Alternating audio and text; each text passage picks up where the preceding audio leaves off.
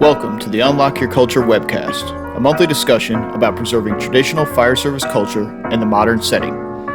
With your hosts, Sean Duffy, Pablo Jenner, John Hayowick, and Mark Alone. We hope you enjoy the show. All right, here we go.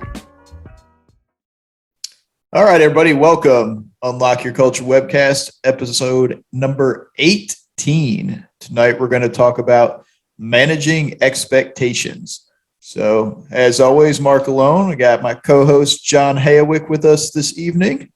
How's everybody doing? Got Sean Duffy's on the injured reserve. We got feeling a little under the weather today, so he's with us in spirit. And I believe Pablo had some dad duties to do today, so that's our mystery. Yeah, we'll call it that. I'm starting a new game. It's gonna be called Where's Pablo? So we're gonna put the Waldo hat on him, but we're just gonna put Pablo in various situations and see if we can locate him. So that'd be a fun game for us to play between episodes. Put it on. We'd share it on the page. It'd be great. So anyway, what's up, man? How are you? How are things? I see you're at your retirement home there with your partner in crime, Sir Barks a lot. Yeah, of course. He's been quiet for the last 3 hours. Now he's like barking at me because I'm sitting down. So, all right, you run with it for 2 minutes. I'm going to take him out real quick, and hopefully he gets real quiet. Yeah, absolutely. You want to go basement?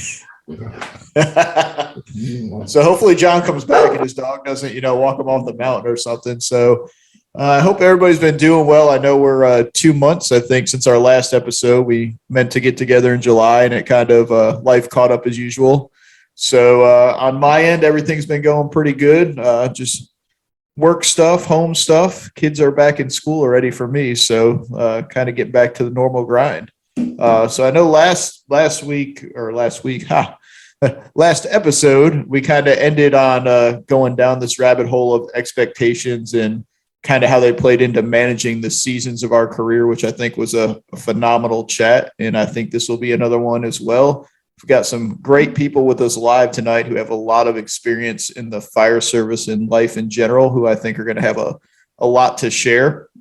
So I'm going to go ahead and get it started. And I think expectations are such a big deal in any profession, but specifically in the fire service because of how autonomous we have to be with our people and how often we're separated from them, whether it's because you're, at the top of the food chain, and obviously you can't be at the firehouse every day, or all the way down to the crew level where you might have to give some assignments out where your crew splits up, or, I can speak for the engine company. I'm having to operate, downrange per se, and my engineer is at the fire engine. And obviously I don't have direct contact with him other than radio. So we've got to have some expectations drawn out. I know something I had getting into my crew before my tailboard split for greener pastures. We had kind of sat down, and I'd always given out expectations to my people, but for the first time in my career, I really kind of got in the weeds with it, and I made out a list of things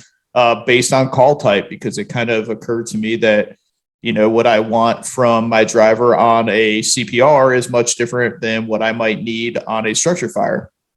So I tried to make it detailed enough to where all of our bases were covered, but not so detailed that it would be impossible to enforce, right? Because the point of expectations is that we're assigning expectations to our people so that they have a standard to follow. And that's often the standard that we're going to enforce when it comes to ensuring that they're meeting their job requirements.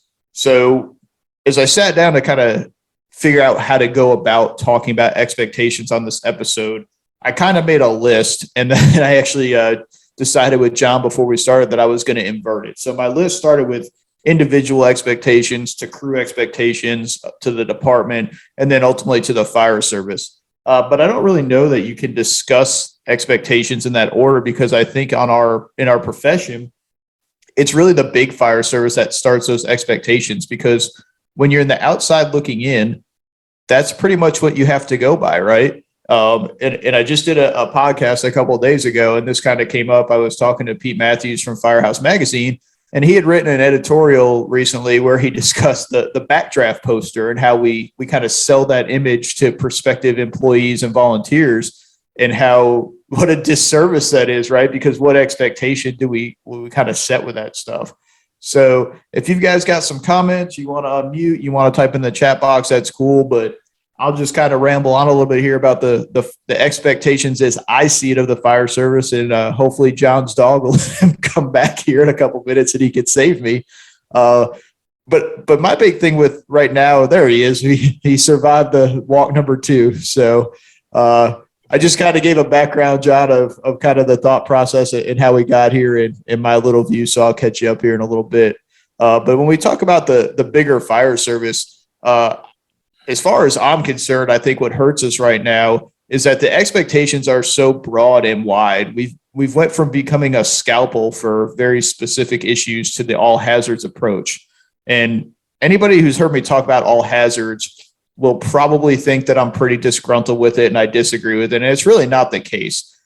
I think that fire has to be the forefront of our expectations because, as I've said for years, there's always somebody else you can call for anything else we do. There's a private ambulance service that will happily accept your EMS call. There's a wrecker service that will figure out how to get somebody out of a car. Maybe not the best way, but they'll figure out a way. There's a private company that will come do your hazardous materials stuff. There's generally somebody in industry or another field that can do the technical rescue type stuff. Maybe that's a stretch. But at the end of the day, if something's on fire, there is nobody else to call but us. And so my beef is not necessarily with all hazards. It's the fact that I think we were all hazards for years and we divided that labor among specialties. We had rescue companies, we had truck companies, we had technical rescue teams. We had all these things that handled these. And then as budgets got tighter and the money started drying up, we went to this, what I like to call, I don't know if you have this moving service in your area, but 2 men in a truck where we would just take a bunch of stuff. We make the trucks bigger. We put less people on them. And now all hazards was not about covering all hazards. It was about we can send the least amount of people in units to accomplish the same thing. And I just don't think that's a practical expectation. So before I talk myself into something I can't dig out of, John, I'm going to throw that concept at you and see where your thoughts lie. Well, again, a lot of the specialty and technical stuff in the larger, I'll say metropolitan areas, that can be a lot of that stuff, except for the suppression side of it, could be done with a lot of emergency services units by the PD. And there's always been a battle between fire and PD ESU, especially, I'll say, in New York City. New York City had that big rivalry. I don't call it a battle. I'll call it a rivalry. And, who's going to get to the car first? Who's going to get them out? And from outside there's other there's other agencies that can do some of that stuff. Search and rescue takes on some of that. But again, they're type specific. We're the ones that put out fires, and that's our job. When I address, and I'm teaching at the academy, and I'm talking to Fire 1 and even Fire 2 students, I tell them there's no 912. It's 911, and you're it. So be the professionals that you are. I don't care if you're a volunteer, career, paid on call, or whatever. You're the one getting called. You got to be professional. And I think, and I'll go all the way to Fire 1. Setting of the expectations starts in the academy and with the department that's sending you to the academy or sponsoring you if you're not going through by yourself. So let me stop you short right there because I got a thought for you to kind of chew on here and everybody else. So to me, I think the expectation starts before that. And that's why I want to start with the fire service versus the fire department, because I don't know that we do a great job of advertising what the job really is these days. Our recruiting has stayed the same while the job has changed. We like to push the courage and the heroics and, the adrenaline rush and all that good stuff. But what we don't really talk about enough, we may talk about, technical rescue because it's sexy, right? It's cool. It's stunning. We're hanging from rope and we're jumping in rivers, and yeah, that's cool. And we might say, oh, by the way, we run some EMS calls, but we don't really want to speak too loudly about that because it might scare some people away. And we don't talk about lift assists because, well, who wants to pick grandma and grandpa off the ground at 3 a.m., right? Well, we do because there's nobody else to do it. But I also think even if you just want to stick with fire, right, because it's an apples to apples, it's fair. When we talk about fire, we talk about how cool it's going to be, and you're going to go in these buildings, and it's Backdraft, and it's Chicago Fire, and it's Ladder 49. What we should really have for our poster is just black, right? Come fight structure fires. That's what it looks like. But people, I think we set a poor expectation. The other thing we don't talk about is that, for the 5 minutes of firefighting you're going to have on a good old fashioned, single family dwelling, there's another 30 to 60 minutes of cleanup and rack and hose and overhaul. And then you got to go clean your gear at the station. You got to put the truck back together. And so I think where we lose people sometimes is just the fact that we don't set that expectation out front. And I understand you can't air all your, quote unquote, dirty laundry to prospective, membership. But at the same time, you shouldn't find out that that's how the job is after you've already gone through the process through the academy. And John, I'll let you speak to this because you're much more versed in it than I am.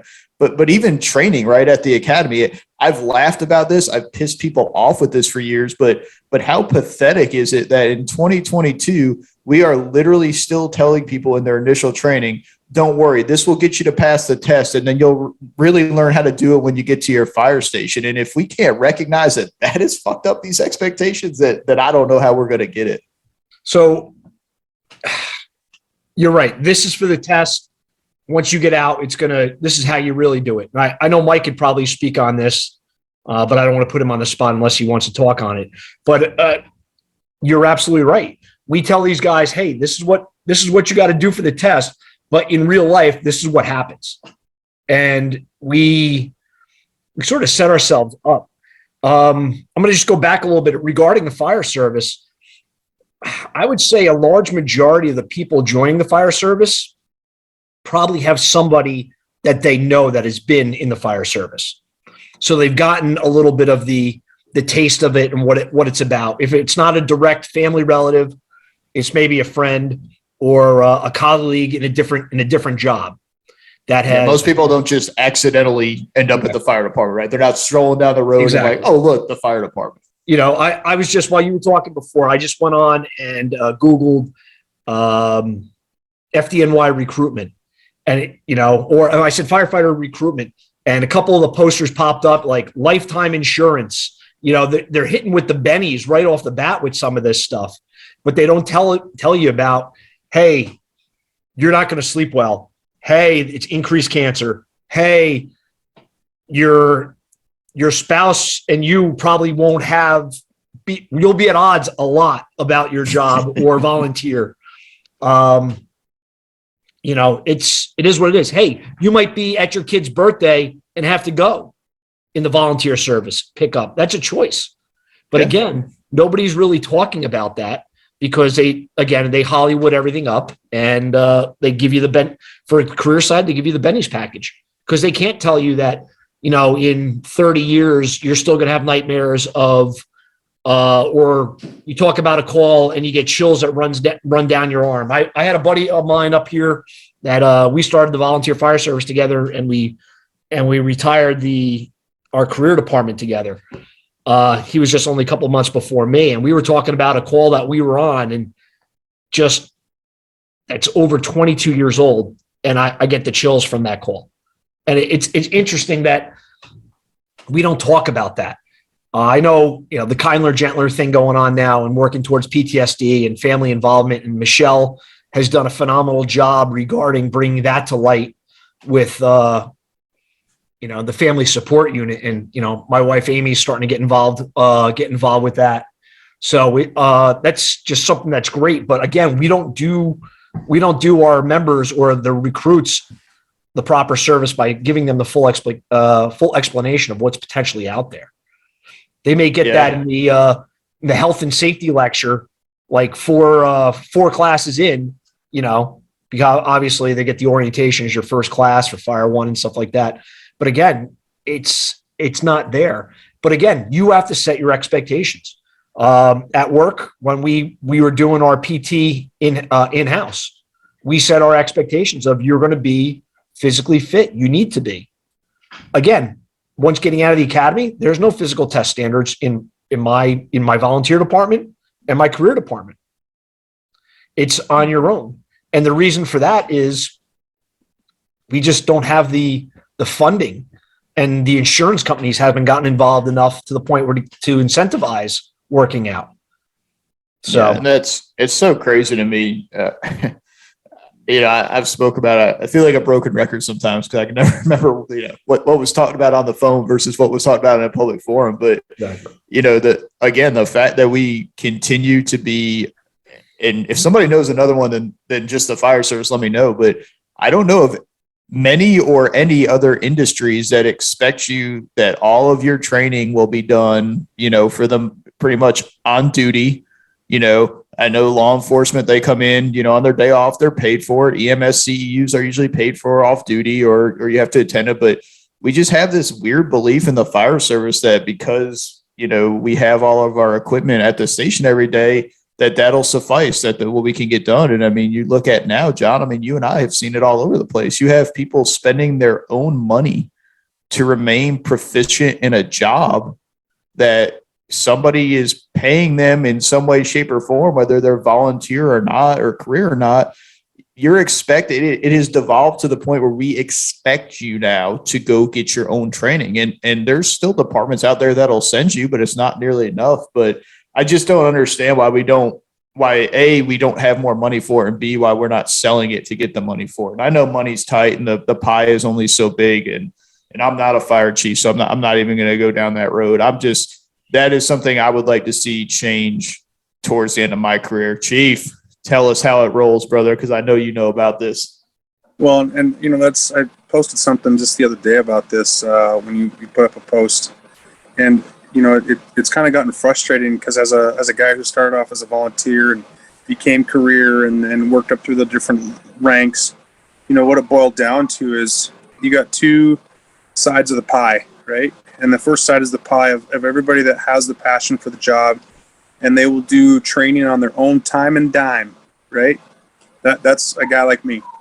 But on the other side of the pie is and I put two groups of people into the other side of the pie, is unless I'm getting paid for it, I'm not going to do it. And then the other piece is the leadership that says, hey, the Department of Labor says that if I send you to any training, I have to pay you. So therefore, I'm not going to send you to training because I don't want to pay you. Yep. So it's a double kick in the, whatever you want to call it, that we're hamstringing the passionates. We're hamstringing them. We're killing them. Yep. And how do you bring them back so that they want to still be the go-getters that move the department forward when you take away their ability to participate in training?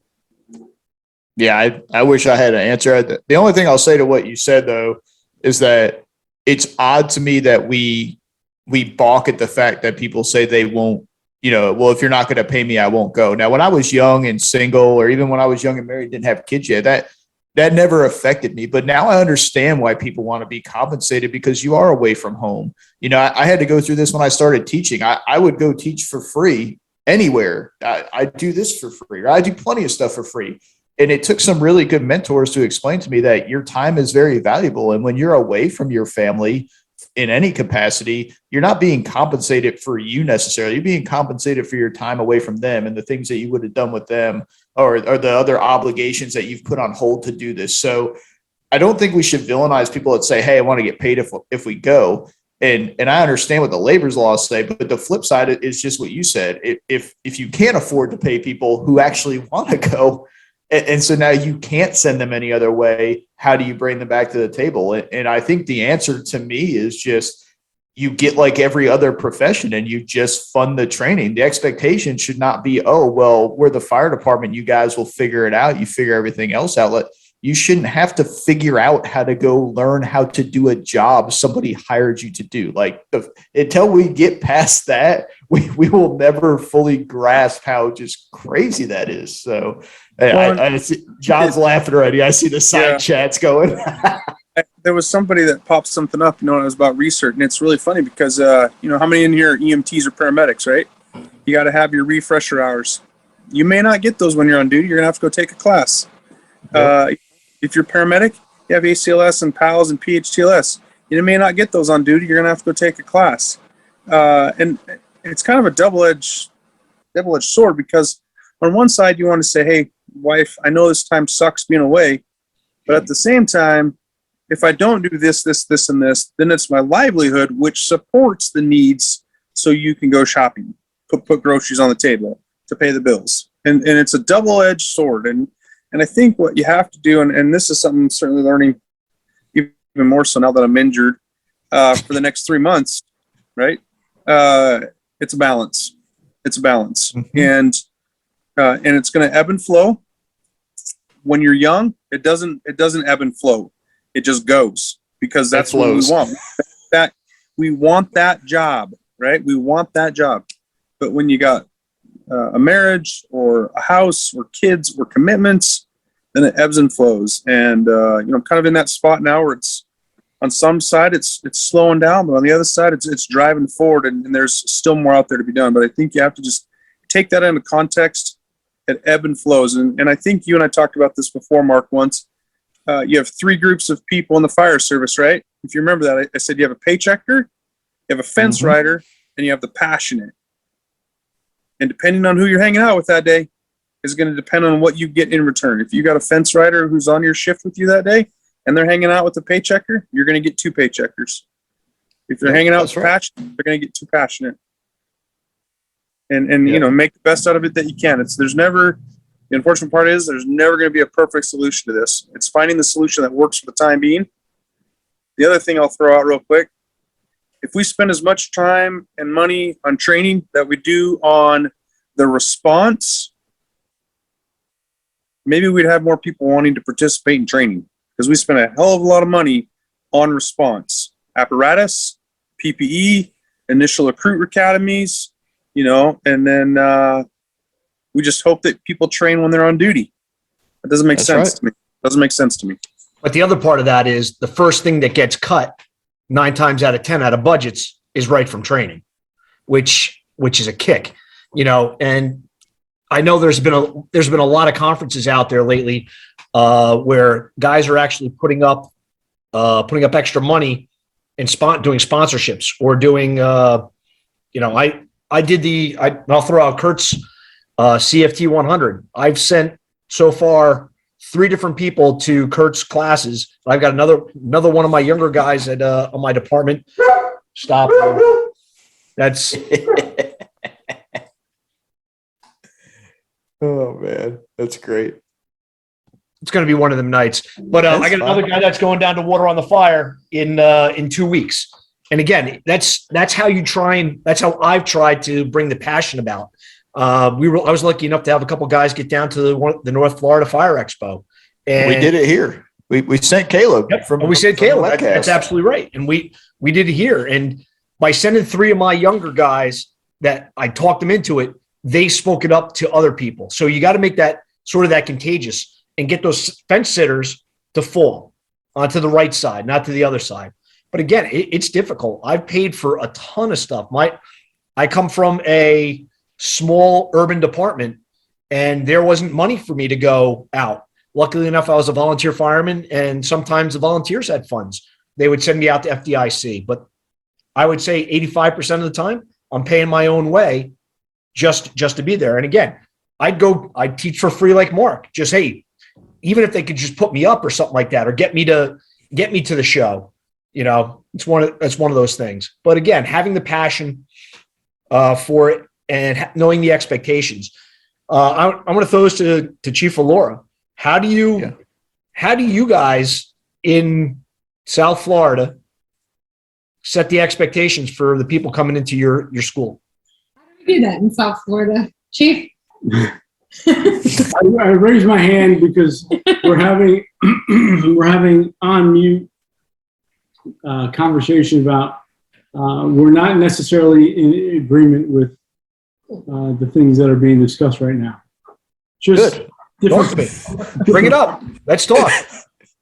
Well, one of the things that I brought up is y'all were talking about in the beginning, Mark, you're talking about all hazards response and there are a lot of fire suppression companies that would beg to differ and would say, hey, we'll retrofit your building or we'll outfit your new building with the state-of-the-art suppression system, and you can get rid of your fire taxes because it starts immediately and it's going to be more efficient and effective than a fire department.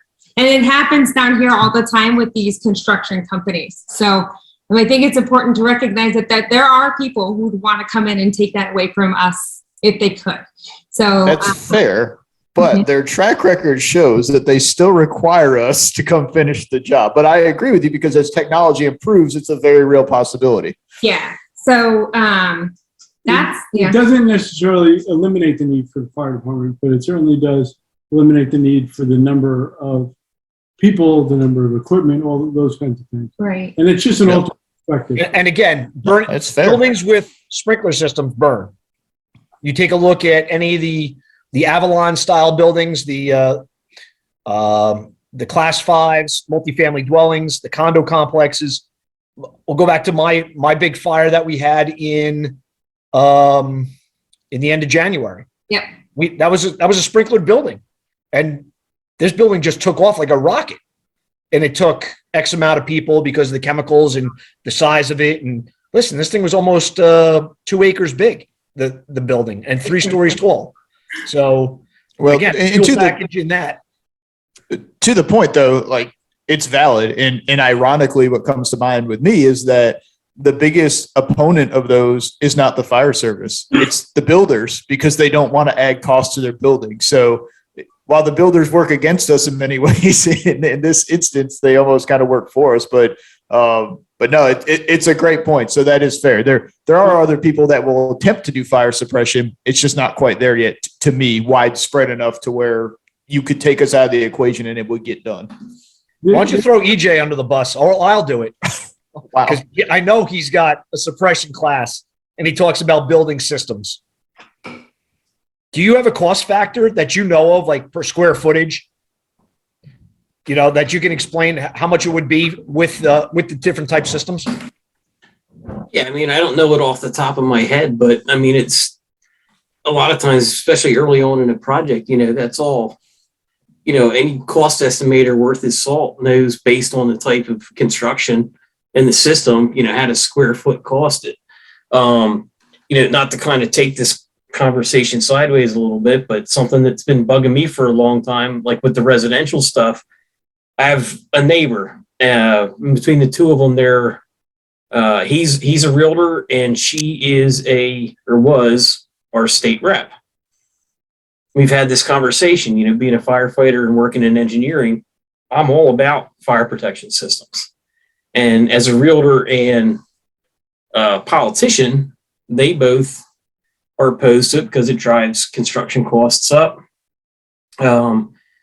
Just more directives that shouldn't be there unless you choose. But then again, I have a friend who had a house rebuilt. It was taken down to the ground. It was all brand new construction. His municipality now requires residential fire protection systems. The numbers that get quoted by like NFSA and all those places are, I don't know. What is it, 1% or 1% of the overall construction cost, or I forget what it is, where you base it off of the square footage. He paid 6 times the amount that's typically quoted for a residential protection system. He doesn't have a choice. There needs to be some type of checks and balance in this whole system to, where I think maybe when people apply for permits, there's a dollar per square foot cost associated with that. Sorry, I know that wasn't really part of the conversation, but I just had to get on my soapbox for that for a second. But you're right. You're either gonna eat it and pay full freight, where I believe, truthfully, I would think your insurance companies would be incentivizing the installation of especially a residential system and stuff. So, but again, what do they call them? They don't call them. They're life safety systems. They're meant to get people out, not really put the fire out to a certain extent. For most cases, which is another I won't jump up on another soapbox. We'll save that conversation for another time. All right, Chief Allure, I think you guys had some more stuff, right? So I want to make sure we get to everything. Well, I mean, it's, excuse me, it's the beauty of having this forum. When I was young, coming into the fire service, we were actually called idiots at our kitchen table in the firehouse because we were going to training off duty without being paid for it. I mean, we had people making fun of us. Now that's a choice at that point. And I fully understand why people do what they do on both sides of the equation. But sorry, I have a little bit of an issue, and it's really more, this is a kid from the fire company. It's really more just to look at it, an issue from a 360 perspective. To say someone's a paychecker, I mean, this is a job. So, John, you had asked, and I'm going to jump around a little bit. You had asked what we do to prepare people for the fire academy. I'm a military guy, and I understand the paramilitary environment, but I have an issue where, we drill and drill and drill these recruits into the ground, and they will never see that environment in their career ever again.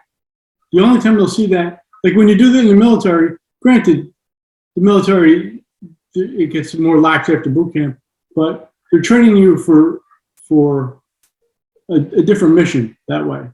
They're training you for war, right? Which we don't operate at war. Correct. And what I've learned, I mean, I reached a point in my career, and I said, I'm going to jump around a little bit. I reached a point in my career, I was telling the story the other day. When I get to the third year EFO project, I did a paper on managing displaced occupants after fire. We had a bad fire in an 8-unit apartment building. Everybody was displaced. I went back 8 days later, 2 shifts later, and this woman was sitting out in front of the house. And I pulled up in the chief's car, and I'm like, just, who are you? And she said, I live here. We were in the fire apartment. And clearly they were whisked away to the hospital before we got there. And we weren't paying attention to them. We messed up, and there they go. We're not really tracking those type of things. After I had done research on the trauma associated with fire, after I had done research on what the fire service actually does, and I'm speaking in generalities, so very, very broadly, what the fire service does after they remove people from the building to take care of those people. I never wanted to go to a fire ever again, where it was training for, tactics, strategy, and there's a place for all that stuff. But the conversation that we're having, the real reason why I was so hyped for tonight's conversation, and John and I had this conversation a while back, communicating expectations was the first national presentation that I did. And I did it based upon a concept that I used, part military, part fire service, where I would use standard incident command forms to communicate what my expectations were every day. So they were standing orders for the day. So it accomplished a whole bunch of different things. People knew what to expect every day coming to work. People got used to ICS forms. They understand how to use them. They understand what a 202 form is, what a 214 form is, and the ease by which, that could be very daunting to say, well, what's a 205, what's a 206? How does this actually work? Well, all it's saying is, what are you doing every day? Anyway, but where the learning took place for me as a chief, for the company officers who worked for me, was I shouldn't have to tell you what I expect of you every day. But there were standard expectations every day. And then you as a company officer got to tell me through a 214 form what you did to achieve it. So just tell me what you did. So when we talk about training, I'll be the first person to agree that there should be more money in training, agree. But training on what, I think, is the key thing that we should be asking. Now, everybody in this room, knowing people the way that I do, would be, more live fire training, more this training, more that training. I'm not against that type of stuff, but what I've learned over time is that if you look at the data, and we can't be ignorant of the data, what percentage of your call volume is fires? So how much of your training budget, if whatever it is, there's 100% of your training budget, right? We can agree on that. If you have a training budget, there is 100% of the training budget, whatever that is. What percentage of your training budget is geared towards suppression versus taking the standard recertification stuff that needs to exist? In Clifton, the bulk of our recertification budget went to EMS because all the EMTs need to be recertified. But were we doing anything with community risk reduction? Were we doing anything with how to utilize certain things to better serve the community? I did a podcast the other day with a friend of mine from out in Oregon, and through their strategic plan, they found a way to better address the community through community paramedicine or a program that looked like that. And they really got people to buy in. Plus, they have a big wildland fire problem out there. But all of their focus was based upon prevention and risk reduction. That didn't mean that they don't train people how to fight the fire, but how much time? I mean, how many people in this room are trained? I know John is, just because I know John better than most people from 20 years. But how many people are trained in fire prevention above what you learned in the fire academy? I'm not. Yeah, so I'm gonna jump in here real quick, Chief, because I have questions for you, right? Because I love the points that you're making. So when I say there needs to be money for training, I think it's across the board, because to me, the more you expand the mission, the more things you have to train on. And to say that it's just suppression based, I think that's the easy out for most people, because that's the fun part of the job, right? That's what people like to do. Sure. I have seen some pretty innovative, I think it's innovative things to where people are trying to bring more of the other things that we do into the suppression training. So for example, if you're going to have a live fire training and you're going to do search and rescue, well, if you find a victim, now you got to bring them out. And then we're going to take a on deck crew that's going to do the EMS portion, right? And it's a great way to go through the EMS stuff. If you're going to do RIT training, it's a great way to do firefighter CPR. You can do, the rope stuff, and you can do all these things with it. But to your point, I think most places the CRR stuff is falling on one or two individuals. They're usually have like an investigator or fire marshal function, right? Or some kind of education function. And it's probably not enough. And the reason I bring this up, because this is kind of what I wanted to segue into anyway, as far as expectations. And I think you're the perfect one to start off. I've seen more and more now where the strategic planning, I saw a post on it today at a department in North Carolina. The strategic planning is now almost a Q&A with the community, or at least that's the way I understand, of how can we better serve you? What can we do for you? Yada, yada, yada. And I think there's a time and a place for that. And I think it's great to involve the community. Right. But my thing is, are there expectations? Are we as a department, as a fire service, setting the expectation for them to make them educated enough to have those conversations? Or have we been hiding so long under the old school where the fire department were great, bring us cupcakes, that when you have these meetings, maybe the community doesn't even know what we do for them already? Listen, I agree with that 100%. And I always go back to my EFO experience, because it truly changed who I was as a person, as a professional. When I went into the Orthodox Jewish community and said, how can I do my job better for you? The funny story that I tell is the guy Marty said to me, you're going to be very successful one day, just not in the Clifton Fire Department, because he knew that there wasn't a willingness to ask. It was, we're the professionals. And I understand one side of it. Again, there's more than one way to look at an issue. I understand we're the professionals. We know what's best. But at the end of the day, it's, if you go to your customers and say, we know what's best for you, after a while, they're going to become disgruntled with you. And then you don't get the level of support that we started out by saying there's not a whole lot of competition. It's not like they can call 912 and get a different fire department to respond. How much of that do we rely on as a service to say they can't call anybody else? right? I mean, we should be asking ourselves, if they could call someone else, would they? Yeah, I don't disagree with that. Where my head goes, and I'm just going to be honest with you, Chief, because I'm honest with everybody, whether they like it or not.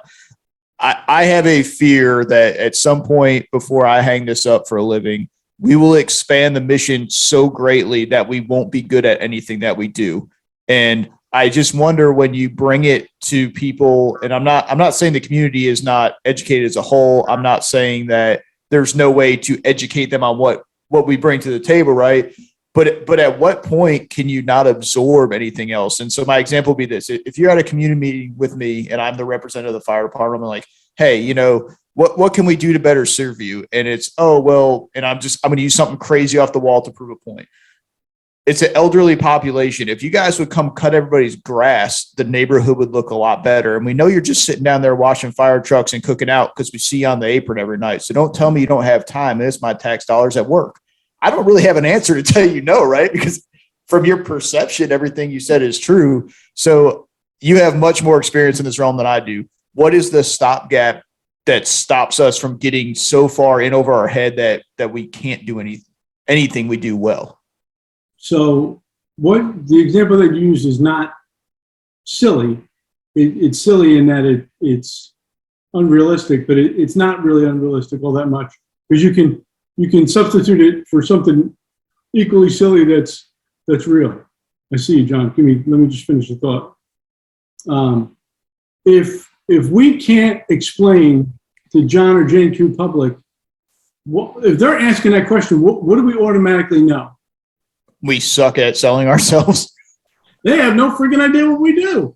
Absolutely.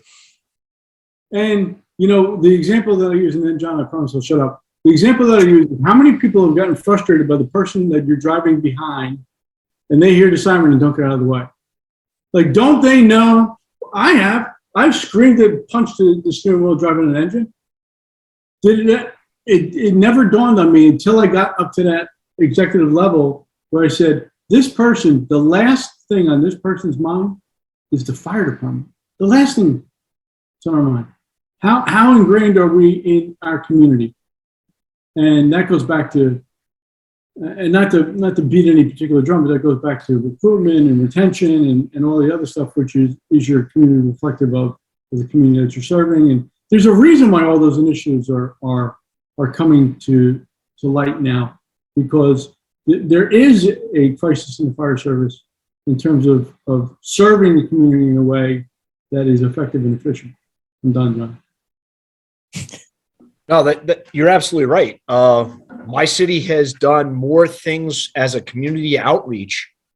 The fire service has gone out and assisted with putting out hoses during the summertime for kids. So we're preventing the use of hydrants getting opened up by putting out cooling stations and stuff like that.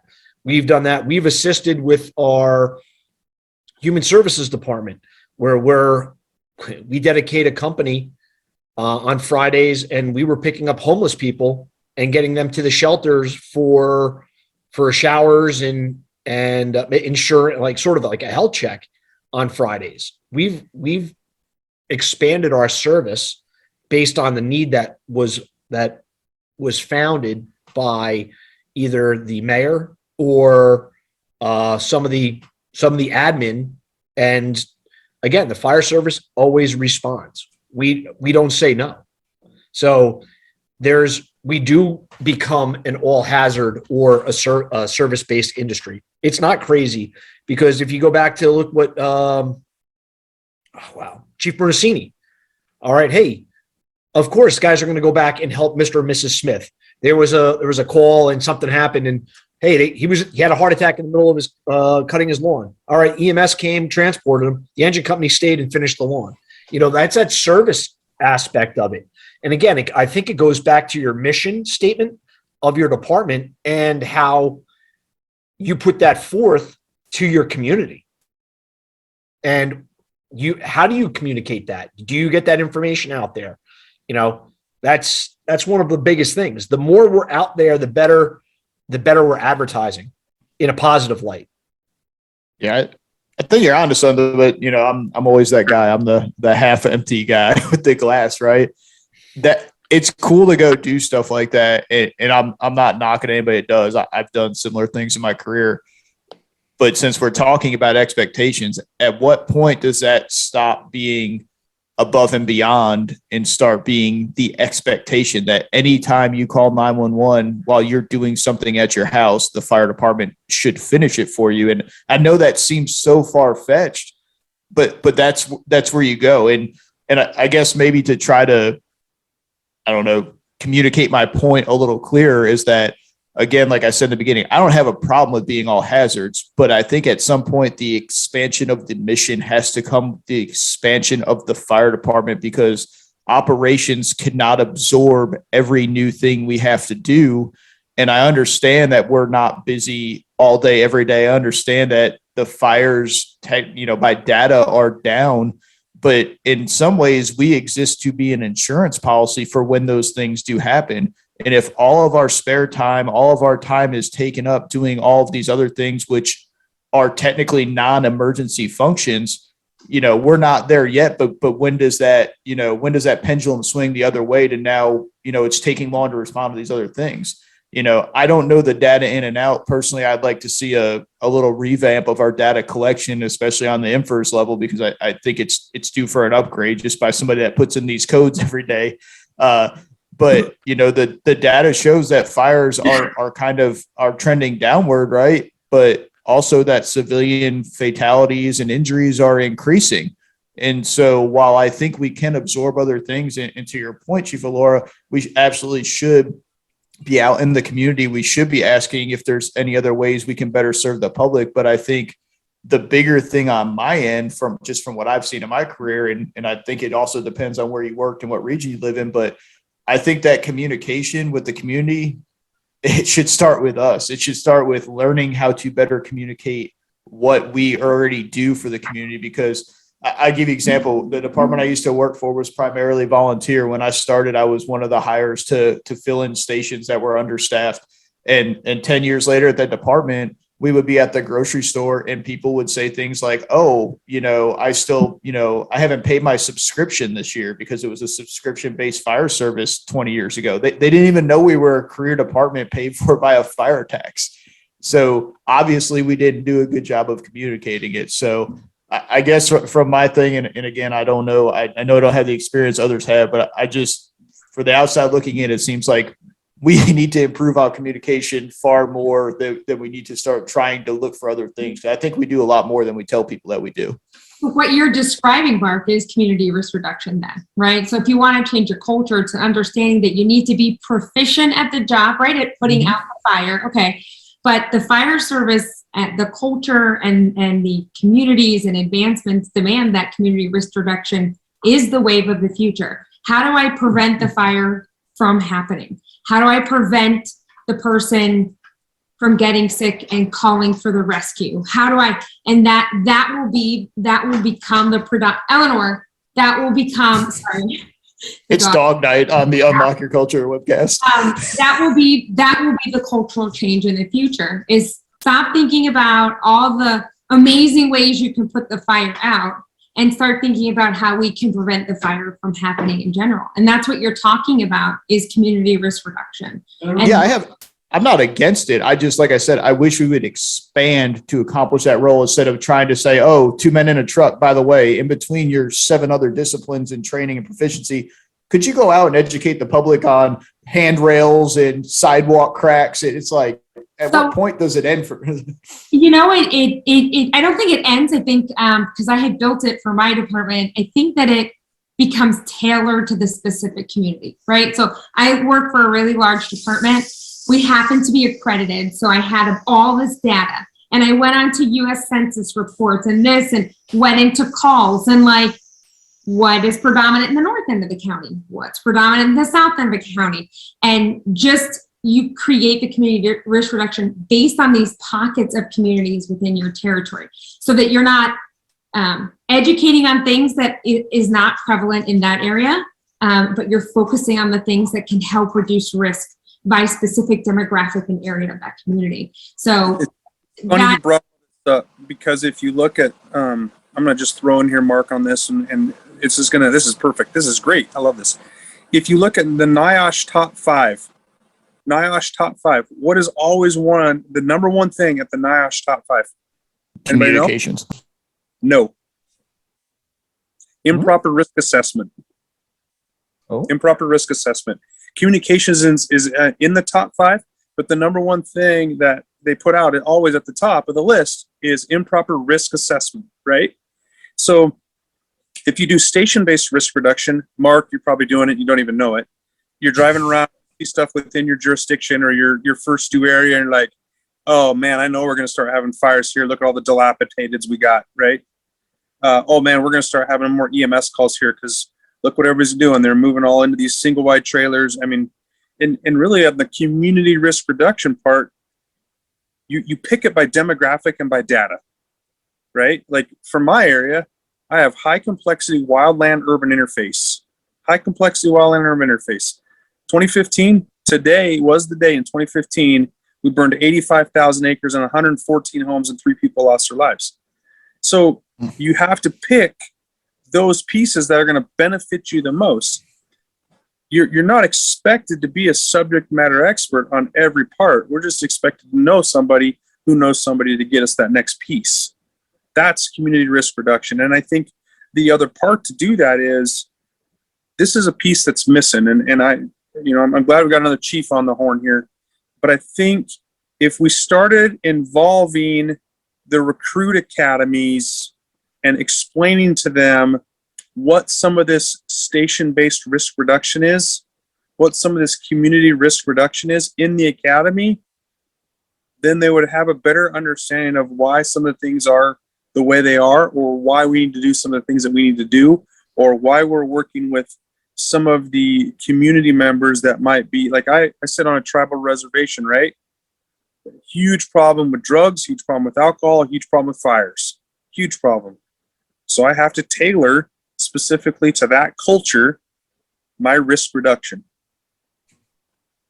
Well, I'm going to take a cheap shot at you, Bill, because I love you. I just want to know where the risk assessment was at when you went cliff diving on your call. No.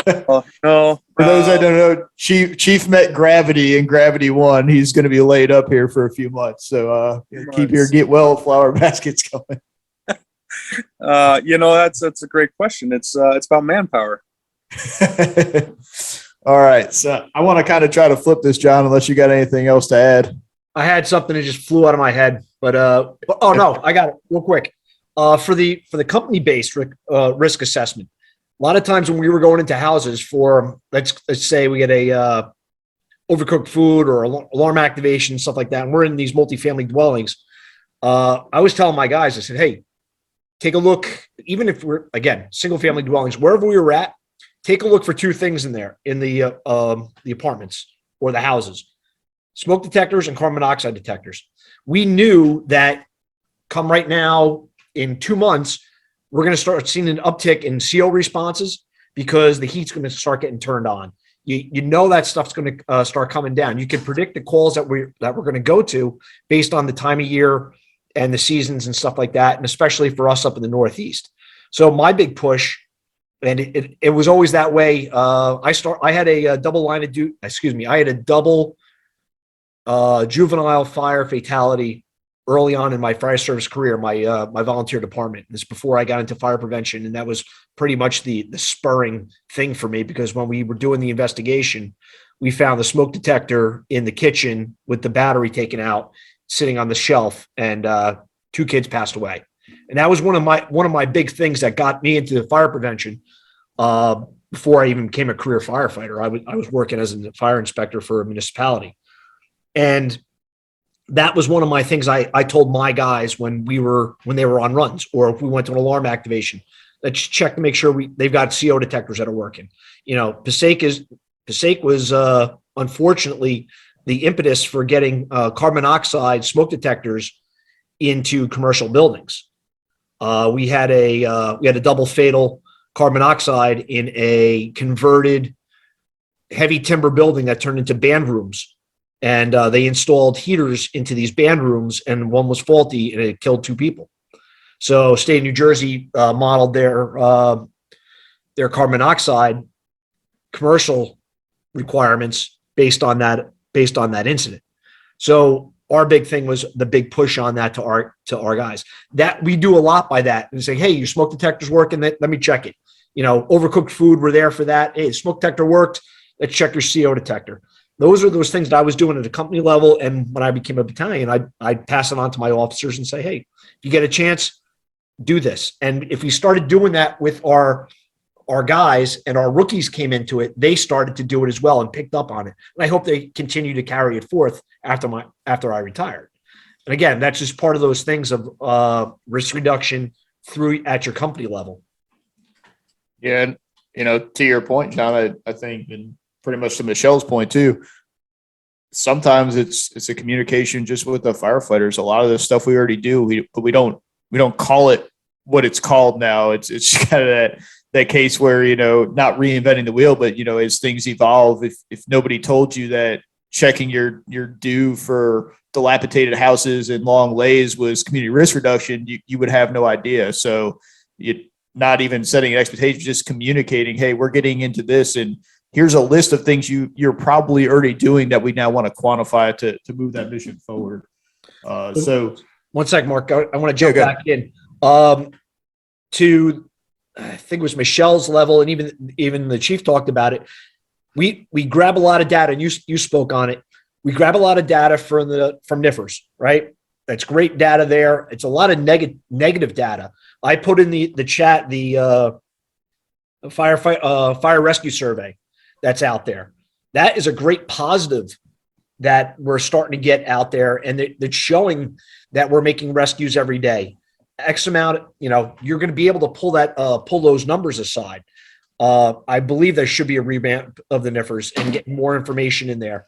Because some people don't do it. I know my department, we weren't doing the value loss. I wouldn't know how to guesstimate that because I wasn't taught that or whatever else. But there's some departments that do, some departments that don't. It's garbage in, garbage out. And if you don't know the right information, you're going to skew the numbers. I'm glad you said that, because I was literally about to touch on that. So I just had this conversation with somebody the other day, and some of the chiefs in here can tell me if this is a dated resource or not. I'm not really sure. It's the only one I could find, so I use it. But if you Google Cedar Rapids, Iowa fire loss calculator, it is a spreadsheet that goes by square footage and occupancy type, and it spits out what, based on a national formula, what the pre-incident value should be, what the loss should be based on the percentage that was involved. And it's the only thing I've ever found that gave me some kind of a number, other than taking the tax assessor website and, multiplying by loss, but that doesn't help you with content. So if anybody else knows anything better or is familiar with that, it's what I use. It's a tool that's out there. I hope someday somebody will create a better one or will improve on this data. Mark, repeat that. Cedar Rapids, what? Yeah, Cedar Rapids, Iowa. It's I just literally Googled fire loss calculator, and it's the second listing. It's on nfic.org, but it's a spreadsheet, so I can't share the link for it, I don't think. Let me see if I can find it. So there's another one that FEMA has as well. Okay. The NIFRS Graham explains a lot, like how to do a loss calculation. I'll try to find the link and get it posted up for you guys, or at least send it to you, Mark, and you can throw it out there. Yeah, awesome. And see, these are, also to kind of what Michelle was speaking to. These are the things where I think people are more than happy to do it if they just knew it was out there. But a lot of the time we don't know. And to Chief Laura's point, this is the stuff you should be training your company officers on, right? How to quantify these things. And I'm big on the loss thing, because if you want to talk about positive data, you can't just keep putting zeros in and saying, oh, we lost this building because it shows a negative loss. You have to be able to quantify it not only in property loss, but also property saved. And these calculations are how you get there. So I'm going to shift gears, John. I'm going to go. We've talked a long time about kind of fire service and fire department expectations. I think they were kind of commingled there, which worked out well.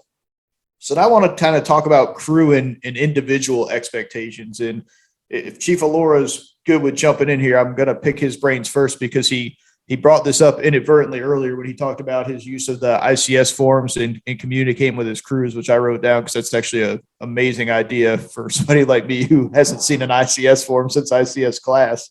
But so my question to the group is going to be this: when we're setting expectations, within the department, within the crew, do we weigh too heavily on it? Because Chief Laura kind of said something that really perked me up. I've always been big about communicating expectations, but I think maybe we go a little overboard. Most people should know what the expectation is for the day. So do we under communicate? Do we over communicate? And what should we communicate to our people? What should we be telling them to do? Let me ask you a question, Mark. Sure. You said people should know what we expect them to do. Yes. Why would you think that they would know what your expectations are? I don't mean mine personally. I mean as a department in their role, their position. Some places have an oath they take to get on. So I just find it odd that you would get into the fire service and go through recruit school and be put on the back of a fire engine and have no idea what was expected of you. Now, I understand that as a company officer, I may have some quirks or different things that I focus on from the next guy, which is a whole another can of worms I'm sure we'll get into. But I think if you accept a position in an organization, whether it be down at the local supermarket or on the fire department, if you apply for that job, you probably should have some kind of expectation, I would say. However, to your point, the reason that I set down expectations with my personnel is that there is no question. You can't look at me and say, oh, I didn't know I was supposed to do that. Correct. And that's exactly where I was looking to go with that is I don't want to leave it up to chance that, well, they should know. I think that is the problem, is that we expect people to know and they don't. And it's not that they don't want to know.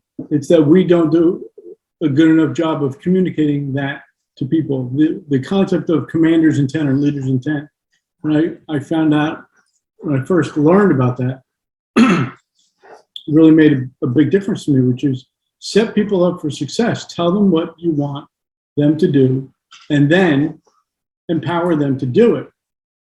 And those are just basic management principles that we all understand. But there's this whole concept of, well, they should know. Why? What makes us think that someone would know exactly what we expect? So I'm a big fan of taking the ambiguity out of it. No, it's interesting, at the company officer meetings that I used to have, once the process got going, I remember the conversation vividly. I would say to the company officers, do you like the fact that I delegate almost everything to you? Yeah, we love it. I said, well, I think your firefighters would feel the same way. Well, we need to be there to make sure it gets done right. So it really is just about giving away authority, not responsibility, but authority to get things done, empower people throughout the organization. There's a firefighter sitting real close to me who is a little bit miffed at the fact that there may be a thought that if you don't have rank, and you don't have value in an organization. Well, it's a prevailing thought that happens in a lot of different places, and I've heard it myself. I may have even said it where if someone feels disgruntled at the firefighter level, then our response to them is, well, then why don't you promote? Do we do a good enough job of empowering people at the lowest levels of the organization? Going through the promotional process, I was fortunate enough to get promoted. But you definitely get to a point where when you get hired as a firefighter. And then at some point, or volunteer, whatever the case may be. And then as your peers start to get promoted, you go from being a firefighter to just a firefighter. It happens to everybody in the organization if they choose to or are unsuccessful in getting promoted for whatever reason. Communicating expectations is meant to trickle down to the lowest levels of the organization so that everybody knows what's expected. Now, not everyone will do it, but everyone will know what to expect, right? So there's a difference there. maybe related, maybe unrelated, but, and we've talked about it before, Jocko Willow, the extreme ownership. I walked into the fire academy the other morning. I was in a foul mood to begin with for reasons I won't get into right now. You were a founder? Yeah, no, it never happens. I should have wrote it down. I love you too. I just want to put that out there. America's power couple right there. I walk in and the firefighters, we have 2 academy classes, a career class, non-certified, and a regular class of student recruits. And both were doing PT and they were getting after it. And there were about 8 instructors or 10 instructors on duty that morning. And 2 were participating in PT and the other, however many, were sitting around the picnic table doing what firefighters do. And I got upset. And I instantaneously thought to myself, you know whose fault this is? My fault. Because I did not communicate the expectation to them, which is be involved. Be involved. And that messaging needs to be consistent. It needs to be constantly communicated. And that becomes a part of the culture. And that's why when we talk about culture, why it's so important is because what is your culture in your organization? Are you doing the right thing or are you not? And what is the right thing? How many people, show hands in here, have their mission statement written down or have a mission statement written down in the organization? We never did. Our mission statement was written in 1996 and was never changed. And it was the worst thing I've ever read in my entire life. It's just, what are we telling our people? What are we truly expecting out of people day to day? It's important to make sure that you're asking yourself that question, regardless of what level you are in your organization. So, go ahead, Joe. Real quick on that. And again, you don't need to have rank to be a leader, right? And then there's the formal and there's the informal leaders that we have. And I put a lot of credibility when I was a firefighter. I put a lot of trust in the senior man because I was told, and my expectation was told to me that by the senior man on my apparatus, I'm not to go to the officer until I go through him. So that I tried keeping that as I became as an officer. I had my senior man lay down the law with the rookie. And it sort of worked that way. And the senior man is a huge, and I put man in quotes, Michelle. I see the face. Slap him later. Yeah, exactly. The senior man is a huge position. It's like that non-commissioned officer.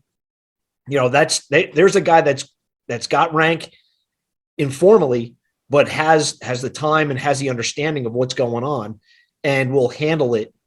And eventually, if, like, say, a rookie went to the senior man and the senior man couldn't handle it, obviously they're going to kick it up the line. They know that. That's an expectation that I set forth as an officer to the senior man on my rig. And I want to know information back and forth. I want to know what the guys like and what they don't, and if there's an issue. I had a couple guys come to me and say, "Hey," I said, "I didn't like how that went." Go ahead. What was that, Mark? I didn't say nothing. I think Michelle laughed at you. I think. Oh, we're off mute. No. I had a senior man come to me and say, "Hey, I didn't like how that call went," and we had a discussion about it. That open door policy is important to know for everybody. Not just as a captain or a battalion, but even at the lowest level of rank for me, having that senior guy say, "Hey, I didn't like how that went down. Why did we do it that way? Or we got to change something up." Having that information and being able to change that. And about setting expectations going from on the other level, for me, when I was putting out my as a battalion chief and setting out the tour and the running assignments, I would put what details we had every day and who got assigned them. I gave my captains the choice because we had the 2 houses, and if we had multiple details, the captains handled it. Just tell me who's going to do it. That's all I needed. And again, they're setting expectations, but I'm not going to teach you or tell you how to do everything if you know how to do it. I just got to give it to you and let them do it. Because if we start telling them how you want it done, step by step, that's micromanaging, and we're not going to get anywhere, and we're going to lose as an organization. I agree. Hey, gotta jump on something Chief Laura said here. And I think from one military guy to another military guy, leader's intent really it's that concise expectation. And if we don't give our folks that expectation, really leader's intent is broken down even further by task, purpose, and end state. And if we don't tell them what we expect from them at the beginning or what we hope to see from them, don't micromanage them. Let them skin that cat how they want to skin it. But if we don't break it down and give them some clear guidelines, yeah, hey, you're going to follow up with your company officer, and then if the company officer doesn't take it, then the next level, mid-level, right? But really, you got to break it down a little bit. And I think this is where we missed the boat. And I'd certainly like to know if this is being taught in your guys' academies out there on the East Coast, because I don't see it here much on the West Coast. But we don't teach leaders' intent in a brand new firefighter academy. We don't. And I think if we spend a little more time doing some of these discussions, like what is leader's intent? What does that mean to you? What is station-based risk reduction? What is community-based risk reduction? Maybe then we'd have firefighters who would pick a project and run with it. And in the end of that, use social media to promote that product or the outcome of that product. And that's what recruits people to be, passionate about the job. And I think, there's like 3 or 4 pieces to all this, but really that's my take on it. And I think that's where we need to get that concise understanding for that new person when they come in of what the job entails. This is what we want you to look at for it and to pull those pieces out of them. Because I'll tell you right now, the people that are coming into the fire service, they are some smart freaking people. They are some smart people, and they are driven people. They're educated. Technology has changed the world huge in the 35 years since I've been on the job compared to what, I remember riding tailboard.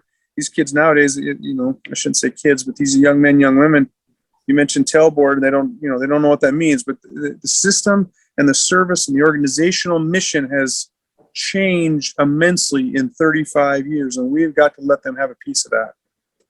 That's my soapbox. Yeah. I think the only thing I'll add to that, Chief, is you brought up a good point with your task, purpose, and end state. And I think the one I missed the mark on a lot is a deadline. If I expect you to do something by 9 a.m. or, before dinner or end of tour or end of month, I think you have to communicate that in the expectation. Because if I just say, hey, I expect you to check off your SCBA on shift, and you don't get around to doing it until 5 o'clock at night, that's a much different statement than I expect you to check off your SCBA, by 9 a.m. or before roll call or whatever it may be. The other thing is, to your point you just made, I think for some reason there's some kind of fear in the officers. I don't know if it's officer curriculum or what, but there's so many company officers that are or even chief officers, I guess, but just officers in general that are scared to let their people do something and be successful. It's almost like if you let your nozzlemen take this project and they're successful, it makes you look bad and they'll promote past you. And it's just, I don't get where it comes from. If anything, it should reflect well on you. That's something I'd like to see change in the officer curriculums, is more of a focus on how to empower your people, without fear of you not being important. I don't even know. It's just insecurity, I guess, is what it comes down to. But before we get any further, EJ, you mentioned the EDGE method, right? I want you to speak on that for us. I've never heard of it. Yeah, so really, it's kind of it's a method of instruction. It stands for explain, demonstrate, guide, and enable. Right. So, and as we talk about all this stuff tonight, I understand managing expectations, but so much of it is dependent on knowing your audience too. I mean, you have to, you got to curtail your expectations to who you're talking to. But like I said, I love the EDGE method, and I could apply it at different levels depending on, who I was working with in Scouts. I've taken it to work. Like I have a new job now. And I told people up front, I said, hey, look, I said, I'm going to be up in your business a lot these first few weeks. I said, I'm not trying to micromanage you, don't misinterpret it, but I need to understand who you are, what you do, and how you do things so that I could set those expectation levels to them. I need to know whether or not I can say, hey, I need you to lay out this sprinkler system by Friday, or, we need to sit down. I need to explain for an hour exactly what I'm looking for. So yeah, I think understanding your audience is huge. A great example I have from Scouts is when I was an early leader. We were cooking breakfast one morning, and I told this one kid to one of our cooks. And he said, "What do I do?" I said, "We'll make the bacon." He says, "Okay, great." And I said, "Just grab the pack. We're going to do half slices. Just to break it down, it'll be easier to cook." A few minutes go by, I asked him, say, "Hey, Marcus, how you making out?" He says, "Not too good." He's like, it's getting burned on the outside, but it's still pink in the middle." Like, what? He's like, "Yeah, it's still pink in the middle." So I walked over to see, and he took the pound of bacon, he cut it in half and threw both slabs in the pan. He never separated the slices. And that was kind of like my first kind of aha moment that, you gotta think about who you're talking to, or, you gotta make sure when you ask somebody to do something that they understand exactly what your expectations are. Yeah, that's something I'll bring up too. I wrote down some notes earlier. It's a good time to get back to them. And these are just things that I struggle with my expectations. I tend to be really good at telling my normal crew what I expect, but I am horrible when somebody comes in on overtime or on a shift trade, or we're dealing with an aid department, or I'm working on a different shift with aid department, and I don't communicate well all the time. You just kind of take for granted that, especially if it's somebody coming to your tour, that they know you, they know how you operate because they've talked to the person they traded with, or they've worked enough. And it's just a horrible blind spot I have. And I've tried really hard to improve on it. But, if I fail at anything as an officer, it's definitely communicating expectations to people that aren't normally on my crew. Mark, I kind of have the same blind spot that I'm fighting with, but for me, it's newer members. Like when we're getting ready to go out and do drill or something like that, I kind of forget that, there's this, small population in the group that, never hit the hydrant before, doesn't know what we're talking about, doesn't know what drafting means. And it's easy to kind of, not see that. Yeah, and Andrew brought up a point about the volunteer service, and I think it's worth mentioning too that expectations are really difficult on the volunteer side because you don't know what crew you have.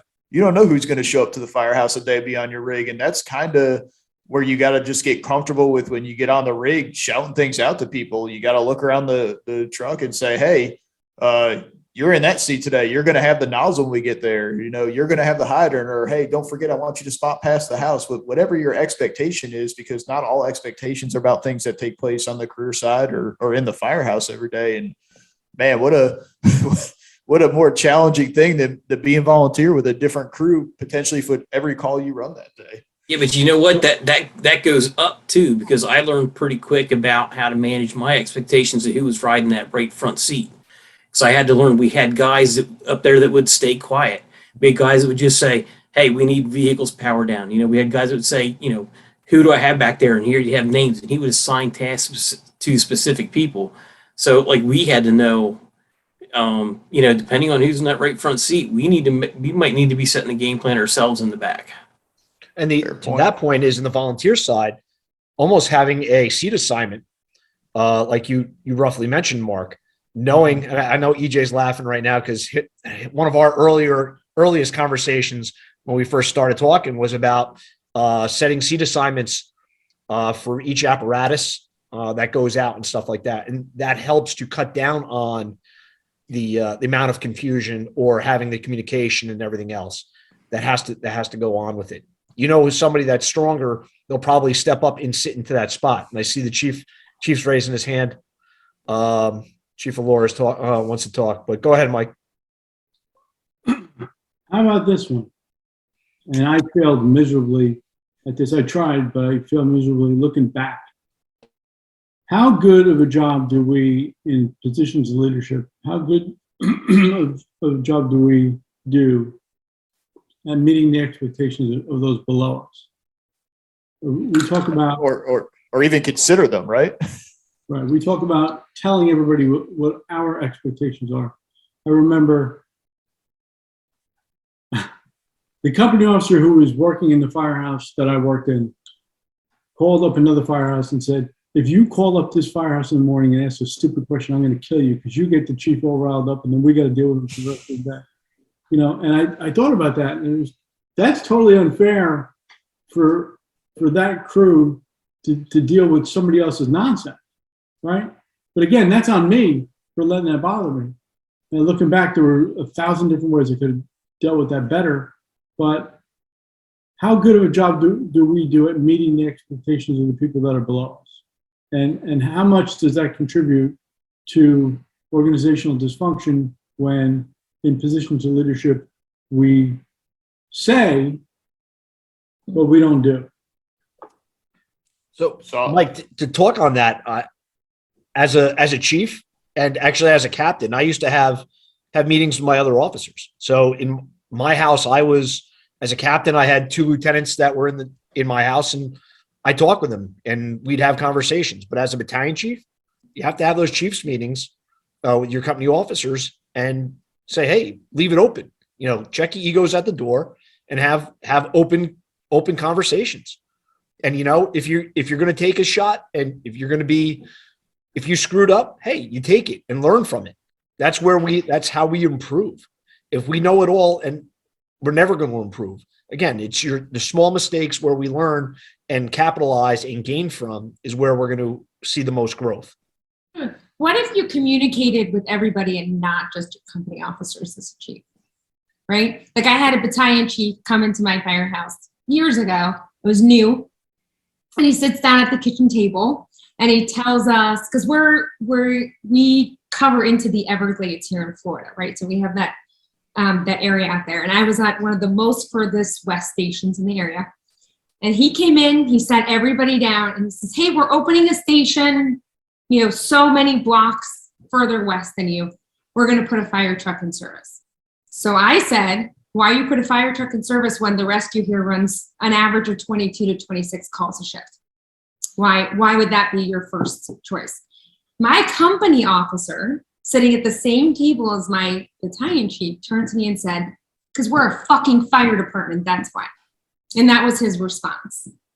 So here I am trying to learn and grow, and this is the response I'm getting from a company officer. So I challenge you as a chief, I'm asking, and I'll ask him too, why does the communication fall onto a company officer when promotion processes and stuff on departments are different, and we're not always promoting the best leader. We're promoting dude who can take a test, right? So it's where I'm at.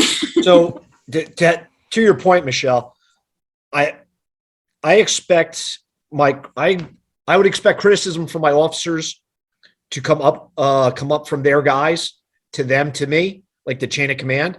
But I did hold shift meetings as well and open the door, you know, when there was either something coming down the line, just an annual annual or biannual meeting, having a tour meeting. Absolutely. That's important.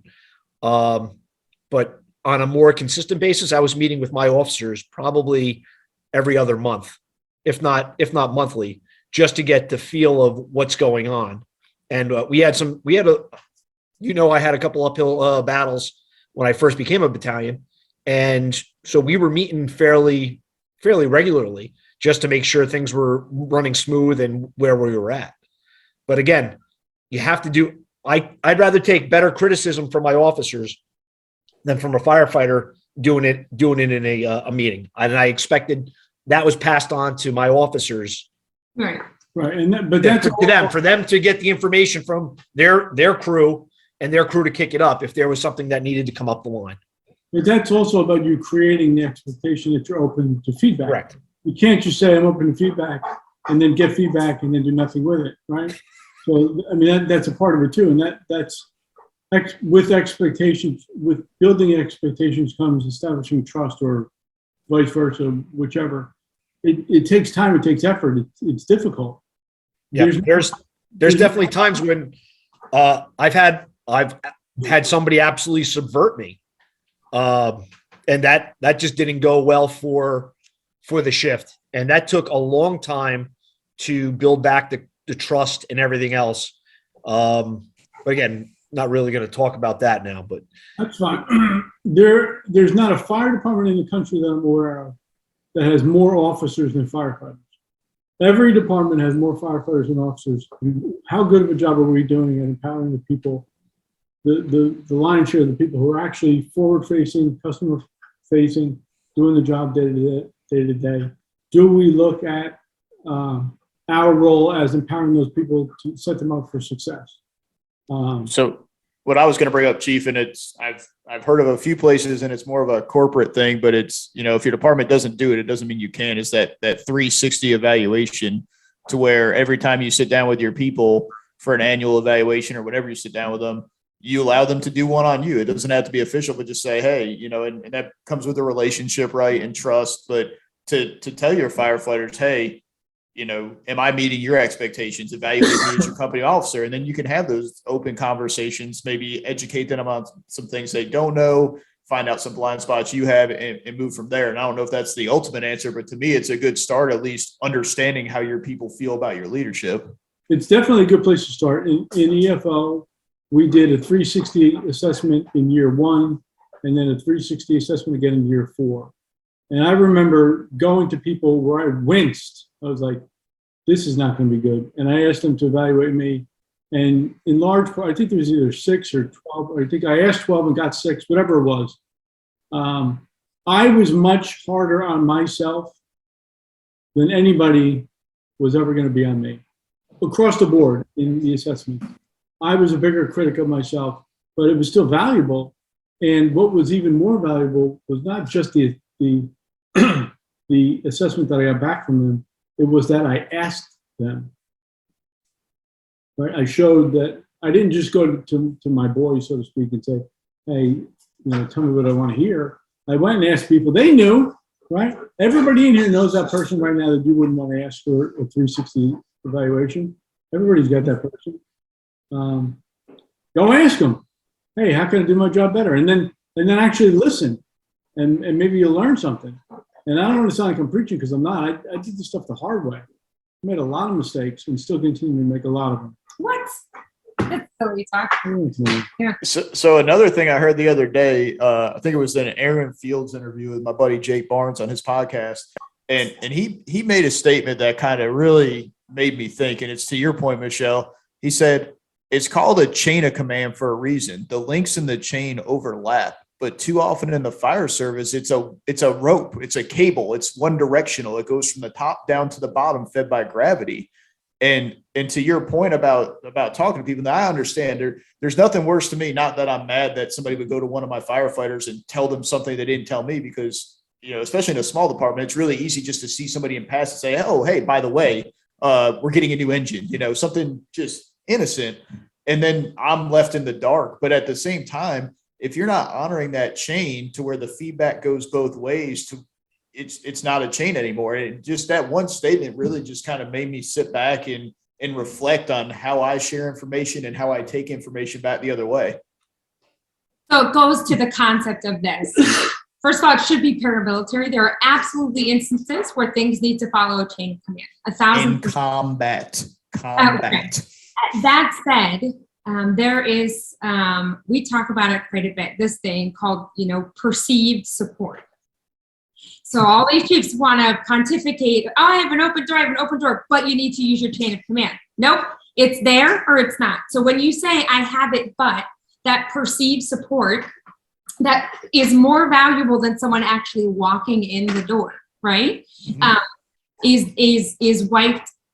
It gets wiped out because, well, you need to request and you need to, there's an acceptable level. And then there's a part like Michael talks about quite a bit is Chief Aurora, DC Aurora. Oh my God. Back down.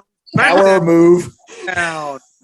Oh my God. That concludes our broadcast. There's got to be a homicide. There might be a domestic. But there's, it's what what he talks about is, people are just people at the end of the day.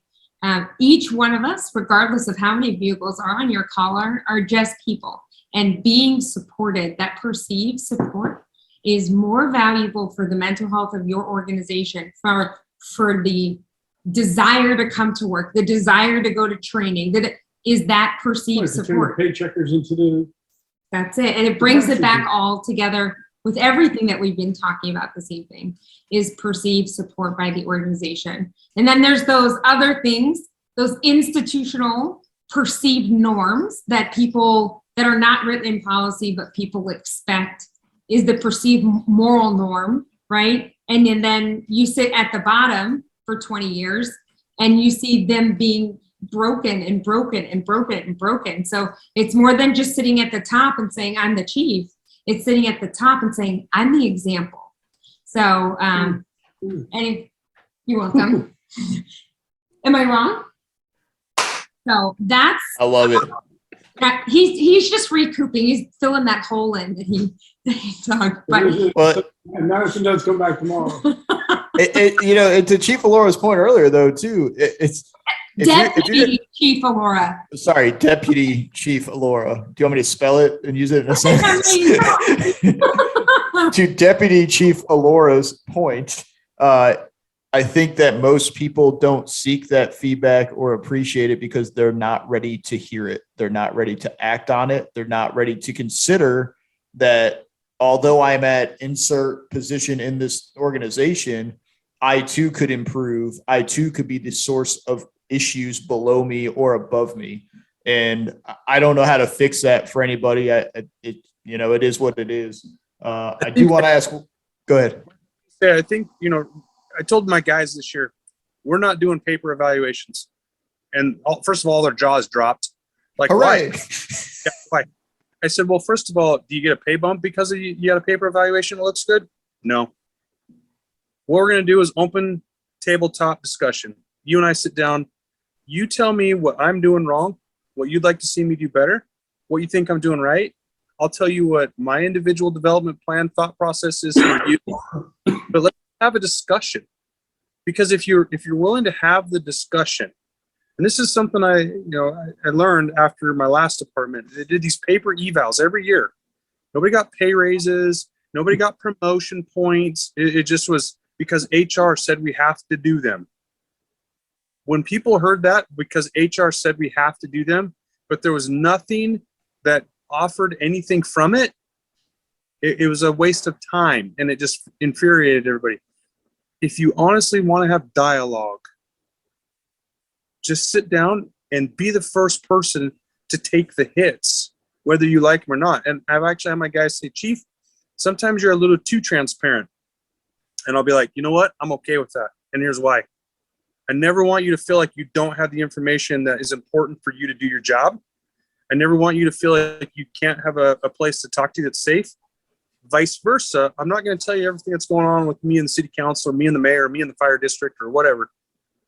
But at the same time, I'm going to keep you informed enough that you don't ever have to have a lot of big questions and usurp multiple levels of bureaucratic chain of command simply to get an answer. I watched it in the military for 12 years. It was ludicrous. You couldn't get nothing accomplished because of bureaucratic red tape in chain of command. And all it did was make E4 Mafia extremely frustrated. Well, I have a question for you then. He went away. What are you doing to set up an environment where someone is not scared or intimidated or concerned about being honest and creating open communication environment? Great question. So the first thing I said, Michelle, when I'll use one of my guys, he came in and I said, hey, let's sit down, let's have a talk. Item number one, this is open dialogue. You want to say swear words? Say swear words, I don't care. But don't make it personal attacks, because all that's going to do is create defense on both sides. Item number two, I am telling you, no retribution. We can't fix problems if you're in fear of retribution. That's before the conversation. What are you doing throughout the year to make you someone who's approachable and not the chief. Do you understand what I mean? Yep. Here's a crazy. My department's a little different in the sense of I worked at a big department, 9 stations, 200 dudes. Now I'm a chief at a small combination department. And my environment is, again, it's very different, but I eat almost every meal, every dinner meal with my guys, every shift. I buy in every meal. I drop $20 on the table sometimes before I got hurt. But, there would be days I'll be like, guys, I have city council tonight.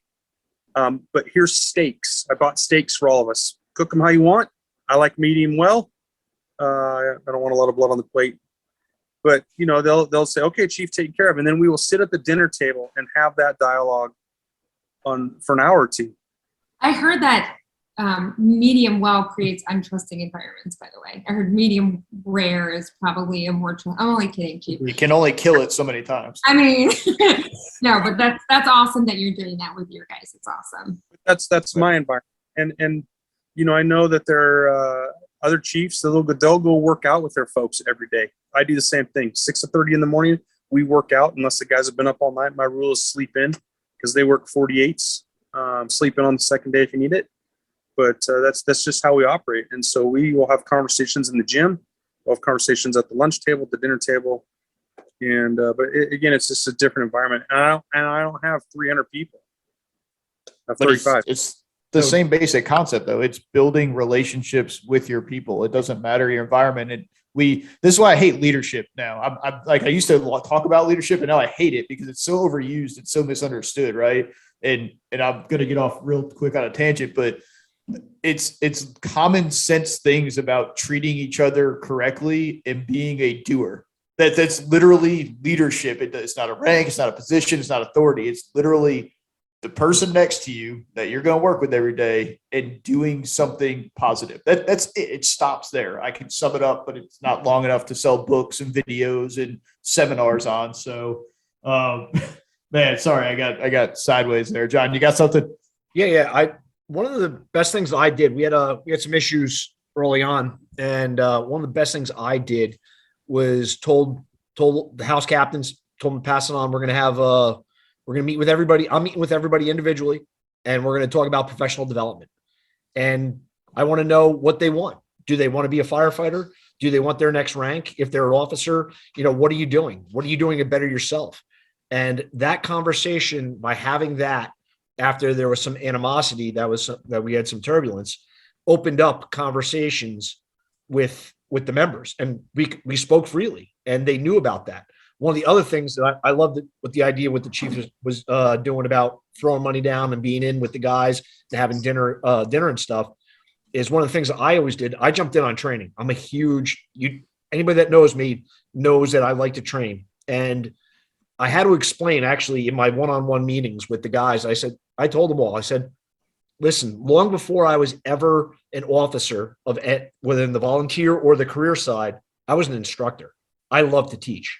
So I like taking part in that because I like to be there. I like to see what they know, and I want them to know what I know. And I see EJ shaking his head and Michelle pointing and laughing. But again, you got to be there, and you got to put yourself out there for them to trust you. And if you're not there with them, if you're hiding in your office, they're not going to have that trust.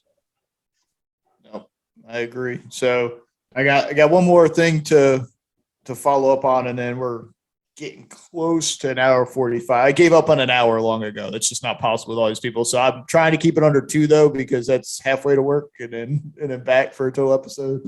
And mainly to the Chiefs, because you probably have more experience than I do in this, but when it comes to expectations, do you think it is an accurate statement to say that we make far more assumptions as people climb the ladder? Do we communicate our expectations less because we feel that somebody promoted to that position, they obviously know enough to get there? And do we kind of do we communicate better, say at the company level, the company officers to the firefighter, than we do at the officer level from, say, the fire chief or the battalion chief to the company officer or to each other? Is that an accurate statement? I don't have a lot of experience with it, but I just see a lot of people in their careers, they seem to struggle at those low. I don't know what my boss wants from me. They don't come out and say it. They're all over the place, whatever it may be. So is that a thing, or is it just a coincidence that people say these things?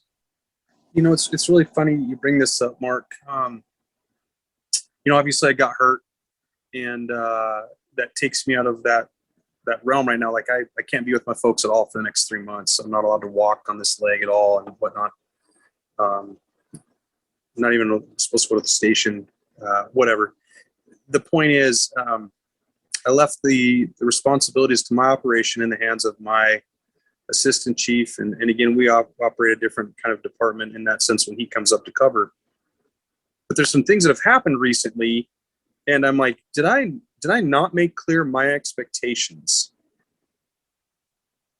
And now from that situation, it's created almost a little bit of a level of distrust, because I thought I made them very clear.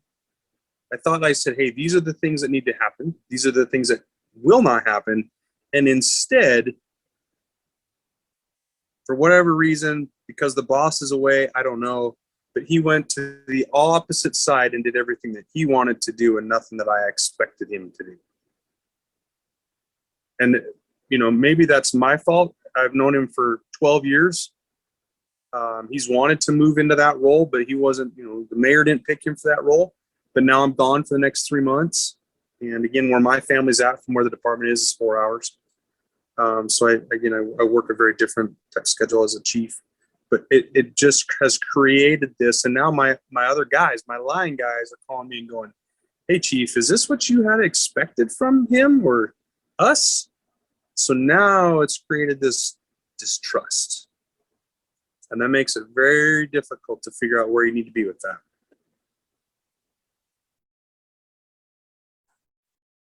Good points, man. Anybody else got anything? I said, I'm just trying to learn for myself here. This is something I wonder. All my experience is at the company level, so I'm just curious above. Chief Valor, you got anything? Yeah, I do. Why not? Sorry. The expectations need to be broad enough to allow people to make decisions and perhaps find a better way, a different way of getting it done. Unless you're given directives, right? That's directives are not expectations. Directives are do what I'm saying to do. And that's where I would go back to the daily incident action plan was. All I said were things like check your equipment, train on operation, train administrative, be safe, and then you tell me how you went about doing that. So they need to be broad enough and general enough. I've been on both sides of the equation, and I'm in a position now as a number 2 in my organization. Where Number 2. You will address him as deputy chief, sir. That's correct. the $1 million. I can think of half a dozen different things that I would do differently or quote unquote better. We'll just say differently for right now. As long as it's in line with, like, to give you a more specific example of increase enrollment, right? That's my chart, to increase enrollment. Not how to increase enrollment, but to increase enrollment. So as long as my enrollment's going up, we're good. I mean, it's got to be legit. It's got to be ethical. But expectations should be broad to allow people to exercise decision-making and be successful using different tactics to get things done. Maybe sometimes we are a little bit too literal in what we say, and we don't give people enough latitude, and we set them up for failure instead of setting them up for success that way. It's possible. Like it. That is John, you were a battalion chief. You think that, from the bottom half of the chief scales looking up, do you feel like the expectations of what you should do were communicated to you well, or were they taken for granted? Don't incriminate yourself. Still got some time. Top down or bottom up? From bottom up, I thought I made myself quite clear on things that I wanted or needed for the tour. From the top down, there was several different ways of communication was done in our department. Some were formal by email, some were actually given by text. And we don't have, everybody just has their personal phones. We don't have department phones. So sometimes we were texted certain things from the chief or from other people. And then I would send stuff down to my captains or officers via text as well. But there's different forms of communication, and all depended on how it was or what was going on. But again, sometimes things get lost in translation, so you have to call on them. If you don't understand it, you got to ask questions. EJ's got it. Go ahead, jump in.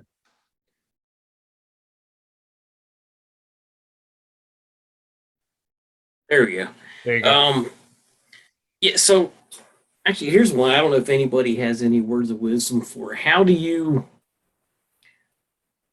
retroactively manage expectations without, I don't know, without Feelings? like killing somebody's spirit. For example, my day job, I'm the boss. So, but I still like to have things checked, and I'm not above having my work checked. And I think it's fine. So I asked one of the guys in my department to take a look at something, and just based on the nature of what it was, I said, look, just 5 minutes, literally just 5-10 minutes, just make sure nothing, on the drawings is standing out at you that the client would catch. Just take a quick peek. Ended up coming back. Had to have spent at least an hour and a half on it. Went way in depth. Little out of his wheelhouse. A lot of good comments. A lot of them not so much. And at this point, they're valid but not necessarily needed. So look, I appreciate the enthusiasm. I appreciate the due diligence. But like I said, I pretty much spelled out my expectations, and he exceeded them, which is great. But in this situation, it wasn't warranted. So, how do you deal with kind of putting somebody in check without, and not making it so next time he's going to be like, well, screw this. I'm just, I'm not even going to try. That balance is delicate. And you got to know the person that you're dealing with to figure out how they're going to take it and their type of personality. There's certain people that if you come back at them negatively, they're crushed and they're done. Other people like, all right, hey, it was this time, and just slough it off. It all depends upon how that person is. It's again, it's personality based, and how you work with them and how they work with you. That's my only suggestion to you on that.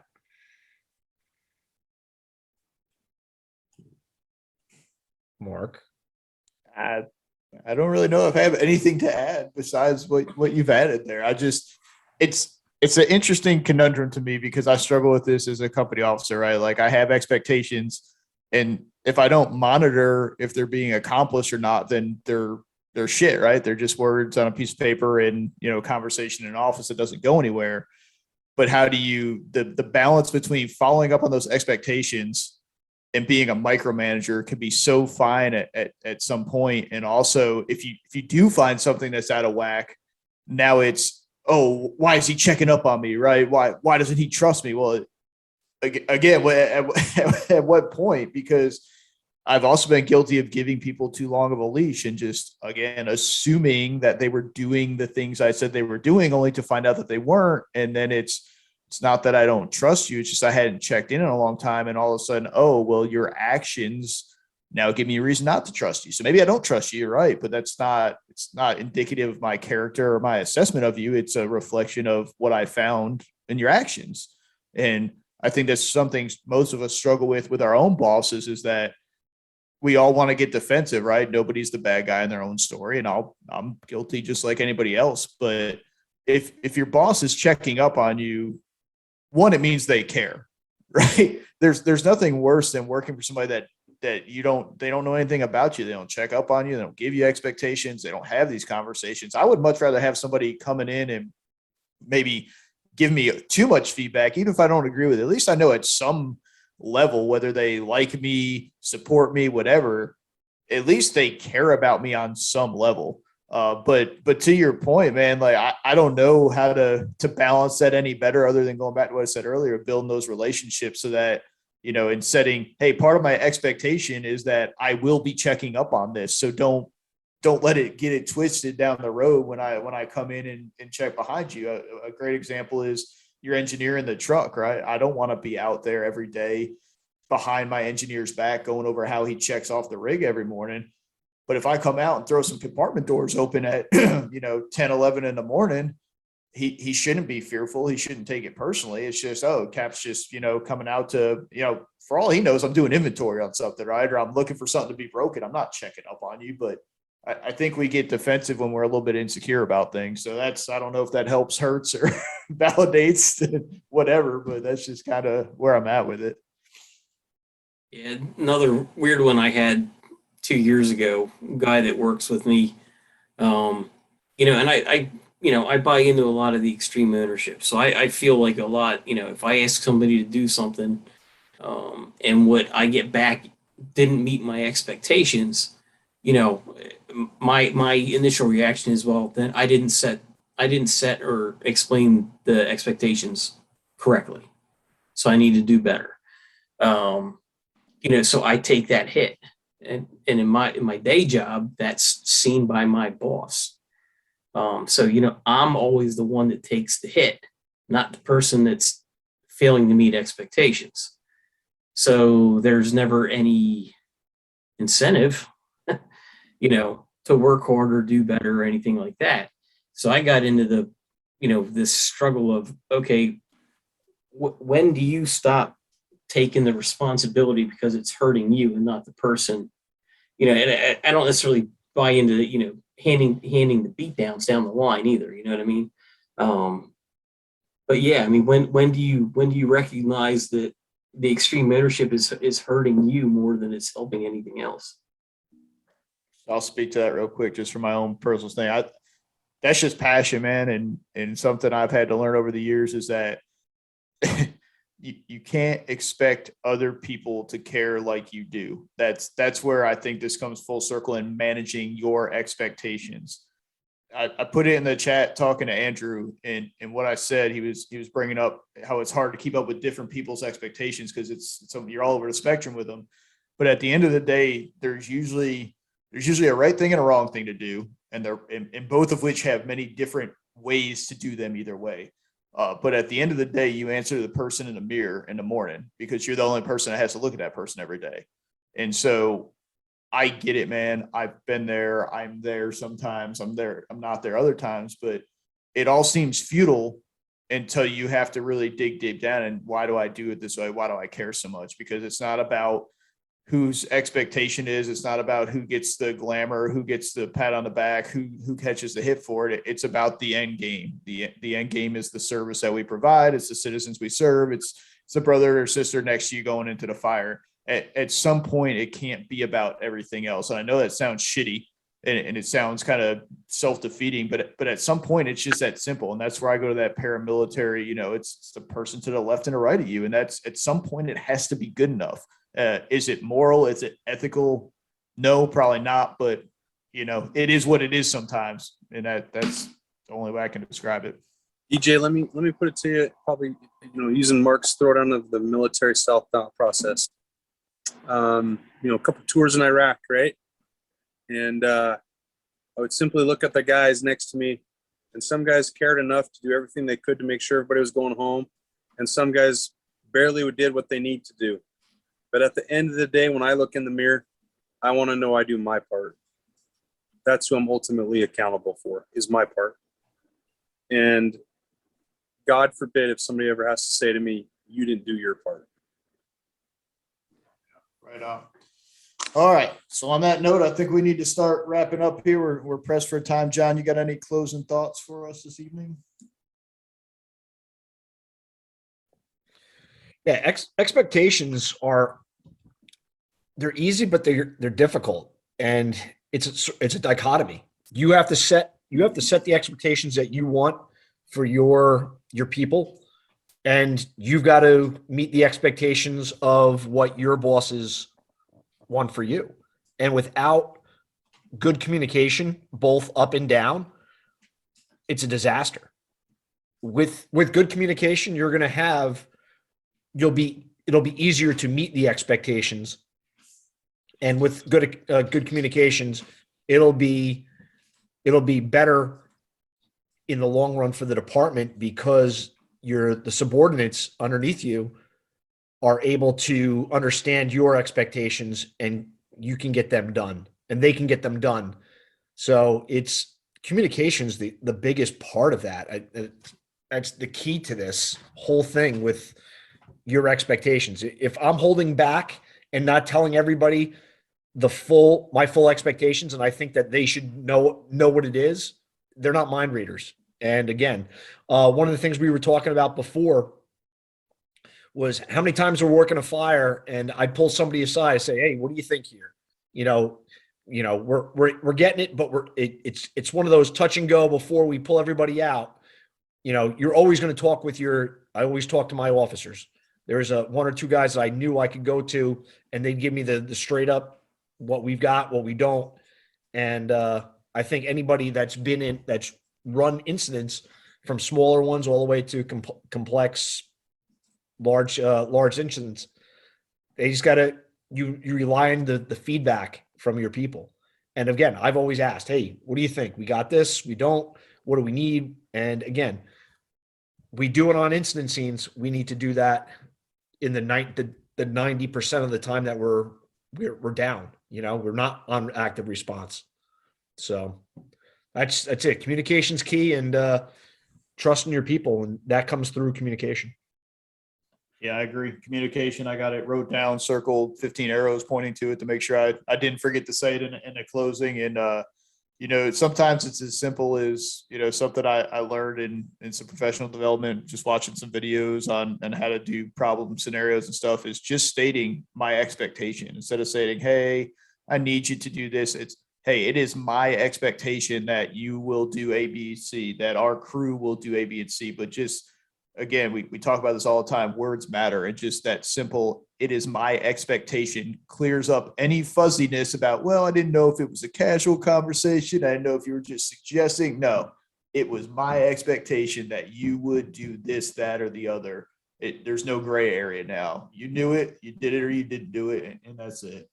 What I took out of this conversation tonight is that, expectations are normally viewed as a supervisor subordinate thing. And in reality, there are expectations across the board, from the community from the newest firefighter up, and from the top to the bottom as well. So make sure that you are communicating your expectations to those around you often and clearly, and also make sure that you're seeking out the expectations of those around you that they have towards you, and make sure that you understand them clearly. And if you don't, it's as simple as we've said. It's sitting down and having a talk. It doesn't have to be some, HR form. It doesn't have to be an annual review. If we would just talk to each other more and build those relationships, that's really what it comes down to for me. So great talk tonight. I really enjoyed it. John, you got anything to beg, borrow, or steal tonight? No, we hit it. I think we hit it really well. The communication and knowing, up and down the chain, knowing what you want and what you need and what you need to do. And that's just the key. Clarity. All right. John, I don't know. We may try to hook this up at Expo, but John and I will both be at the Firehouse Expo in Columbus in September. Looking at my calendar before I fudge the dates on it. But that last week, the 26th through October 1st, there is Firehouse Expo. If you're going to be there, send us a message. We'll do some stuff. We'll have some drinks. We'll share some camaraderie. I think EJ's teaching, right? Yeah, EJ, you're there too, right? And so that'd be great to get everybody together. I know I'm teaching Friday morning early, so Yeah, I've got Wednesday and Friday late. So I'm not teaching at Firehouse. Well, This you could year, you could this still come year, and hang out with relax. us. They Did also you put in? scheduled it in the middle of how many Jewish holidays? Not a thing. Oh my goodness. Illinois. But I'll see Ah. you last weekend, John. I will see you down at the Memorial Weekend at the National Fire Academy, which is going to be the following weekend, I believe. Let me take a look at my calendar real quick. 7, 8, 9. Yes. Yep. The 7th, 8th, and 9th for the 2022 Memorial Weekend for the National Fallen Firefighters Foundation. Which is the day after Michelle's birthday, October 6th. I'm putting it out there. Put it on the calendars. We know. Boom. Great gifts shall ensue. Yes. Should be a good time. I also got October 26th, 27th, and 28th. I'm helping teach a tactical engine class at the North Central Florida Fire Conference. So that'll be fun. And then if anybody has not heard enough of me run my mouth tonight, I believe tomorrow, my good friend and colleague, Jake Barnes from the 3 Point Firefighter, asked me to come back for a second time and talk fire stuff with him. So that should be, I believe it's going to go live tomorrow. So Cool. that's all I got for tonight. We'll be posting here in the next few weeks about what we're going to do about September. I think we've tried to do one at a conference before. It just never works out because there's too many people. So if not in September, we'll look towards October. So thank you for everybody tonight. Great audience, great conversation. I hope everybody listening after the fact enjoys it as much as we did. And we're going to head out for the night. Join us next time.